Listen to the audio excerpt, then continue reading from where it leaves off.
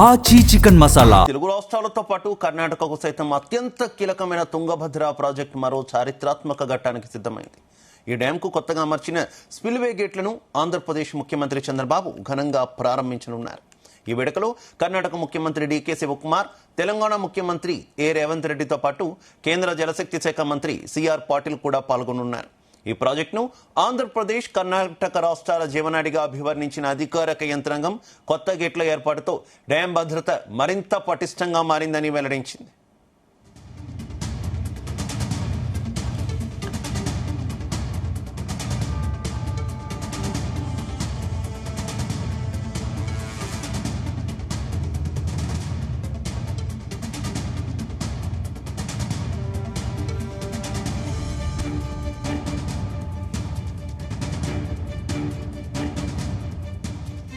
ఇదే అంశానికి సంబంధించి మరింత సమాచారం మా కరెస్పాండెంట్ వంశీకృష్ణ అందిస్తారు. వంశీ, ఈరోజు 3 రాష్ట్రాల ముఖ్యమంత్రులు ఒక దగ్గర సమావేశం కాబోతా ఉన్నారు. తెలుగు రాష్ట్రాలతో పాటు కర్ణాటకకు సైతం అత్యంత కీలకమైనటువంటి తుంగభద్ర ప్రాజెక్ట్ మరో చారిత్రాత్మకమైనటువంటి ఘట్టానికి సిద్ధమైందని చెప్పాలి. ఈ డ్యామ్ కొత్తగా వచ్చినటువంటి స్పిల్వే గేట్లను ఆంధ్రప్రదేశ్ ముఖ్యమంత్రి చంద్రబాబు నాయుడు ఘనంగా ప్రారంభించబోతా ఉన్నారు.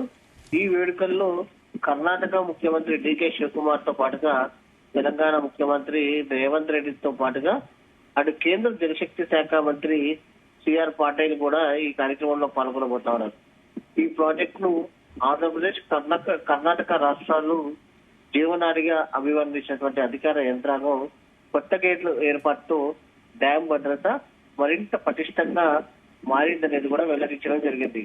మొత్తం 51 కోట్ల రూపాయల వ్యయంతో ప్రాజెక్ట్ కు సంబంధించినటువంటి అన్ని 33 కొత్త గేట్లను ఏర్పాటు పనులను ఇంజనీరింగ్ నిపుణులు విజయవంతంగా పూర్తి చేశారు. దాదాపు 73 ఏళ్ల క్రితం నిర్మించినటువంటి ఈ తుంగభద్ర ప్రాజెక్టు 3 రాష్ట్రాల్లోని లక్షలాది ఎకరాల వ్యవసాయ భూములను సాగునీరు అందిస్తూ అత్యంత కీలక పాత్ర పోషిస్తుంది ఈ డ్యామ్ అనేది కూడా మనం చెప్పాలి. 2024 ఆగస్టులో వచ్చినటువంటి భారీ వరదల సమయంలో డ్యామ్ కు చెందిన 19వ గేటు కొట్టుకుపోయినటువంటి పరిస్థితి కూడా మనం చూస్తా ఉన్నాం.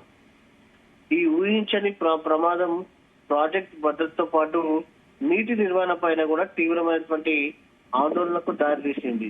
ఆ సమయంలో జలాశయం నుంచి నీరు వృధా కాకుండా నిరోధించేందుకు సీఎం చంద్రబాబు ఆదేశాల మేరకు సీనియర్ ఇంజనీర్ కన్నయ్య నాయుడు నేతృత్వంలోని నిపుణుల బృందం అత్యవసర చర్యగా అటు స్టాప్ లాక్ గేట్ ను విజయవంతంగా అమర్చినటువంటి పరిస్థితులు మనం చూస్తున్నాం.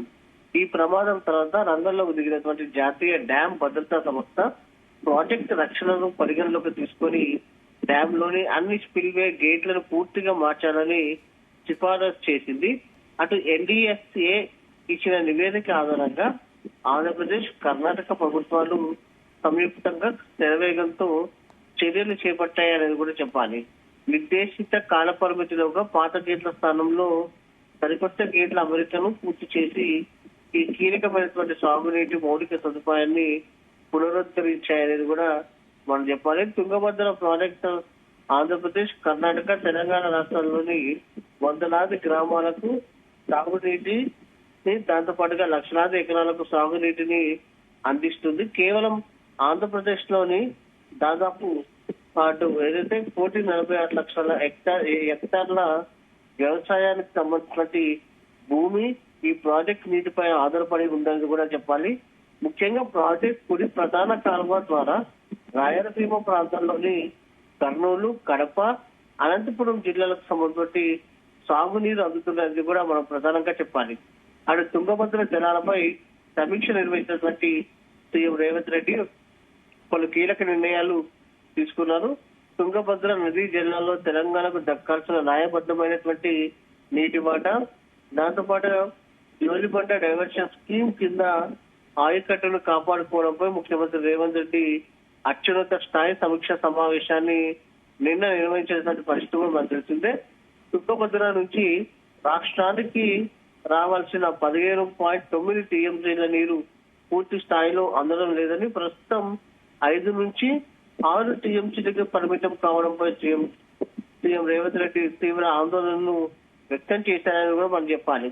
అంతర్రాష్ట్ర జల వివాదాలు సమన్వయ లోపం కారణంగా తెలంగాణ రైతాంగానికి జరుగుతున్నటువంటి అన్యాయాన్ని అడ్డుకునేందుకు కేంద్ర ప్రభుత్వం తక్షణమే జోక్యం చేసుకోవాలి అని ఆయన డిమాండ్ చేసిన సందర్భంగా మనకు కనిపిస్తోంది. కేంద్ర జల సంఘం ఆధ్వర్యంలో తెలంగాణ, ఆంధ్రప్రదేశ్, కర్ణాటక రాష్ట్రాల మధ్య సమన్వయాన్ని పెంపొందిస్తూ తుంగభద్ర బోర్డును మరింత పటిష్టం చేయాలనేది కూడా కేంద్రానికి విజ్ఞప్తి చేయాలని కూడా నిర్ణయించిన సందర్భం కూడా మనం చూస్తా ఉన్నాము. చూడాలి మరి ఈ తుంగభద్ర నది జలాల అంశానికి సంబంధించి కూడా ముగ్గురు ముఖ్యమంత్రులు సమావేశం కాబోతున్న నేపథ్యంలో ఎలా ఈ అంశాన్ని చర్చించబోతున్నారు అనేది కూడా మనం చూడాలి. ఎందుకంటే ఎలినినో ప్రభావం కూడా ఉండబోతున్న నేపథ్యంలో ప్రజెంట్ నీటి ఎద్దుడి అనేది ఉండబోతున్నటువంటి నేపథ్యంలో మరి ఈ ముగ్గురు ముఖ్యమంత్రులు నీటి వాటాలకు సంబంధించి ఎలాంటి చర్చ చేపట్టబోతున్నారు అనేది కూడా చాలా ఆసక్తి నెలకొంది. Shiva, right, okay, thank you Vamsi.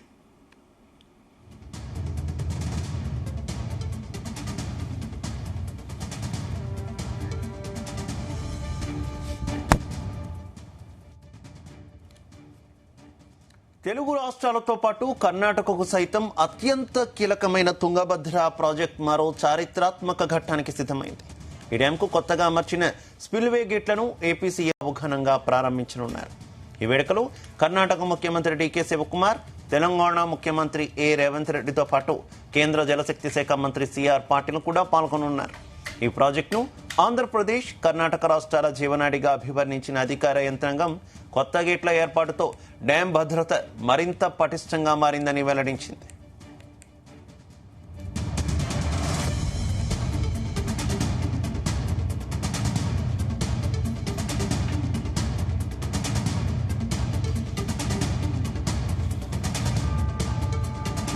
మొత్తం 51 కోట్ల రూపాయల వ్యయంతో ప్రాజెక్టుకు సంబంధించిన అన్ని 33 కొత్త గేట్ల ఏర్పాటు పనులను ఇంజనీరింగ్ నిపుణులు విజయవంతంగా పూర్తి చేశారు.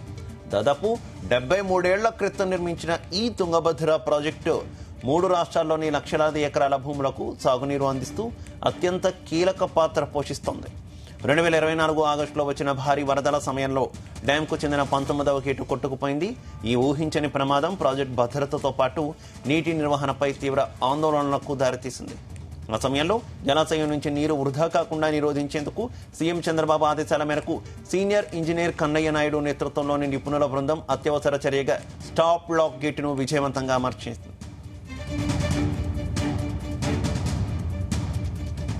ఇక ఈ ప్రమాదం తర్వాత రంగంలోకి దిగిన జాతీయ డ్యాం భద్రతా సంస్థ ప్రాజెక్టు రక్షణను పరిగణలోకి తీసుకుని డ్యాంలోని అన్ని స్పిల్వే గేట్లను పూర్తిగా మార్చాలని సిఫార్సు చేసింది. ఎన్డీఏ ఇచ్చినటువంటి నివేదిక ఆధారంగా ఆంధ్రప్రదేశ్, కర్ణాటక ప్రభుత్వాలు సంయుక్తంగా శరవేగంతో చర్యలు చేపట్టాయి. నిర్దేశిత కాల పరిమితిలోగా పాత గేట్ల స్థానంలో సరికొత్త గేట్ల అమరికను పూర్తి చేసి ఈ కీలకమైన సాగునీటి మౌలిక సదుపాయాన్ని పునరుద్ధరించాయి.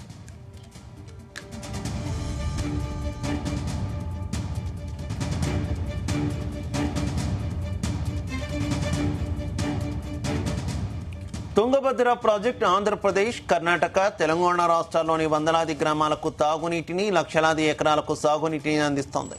కేవలం ఆంధ్రప్రదేశ్లోనే దాదాపు 1.46 లక్షల హెక్టార్ల వ్యవసాయ భూమి ఈ ప్రాజెక్టు నీటిపైనే ఆధారపడి ఉంది. ముఖ్యంగా ప్రాజెక్టు కుడి ప్రధాన కాలువ ద్వారా రాయలసీమ ప్రాంతంలోని కర్నూలు, కడప, అనంతపురం జిల్లాలకు సాగునీరు అందుతోంది.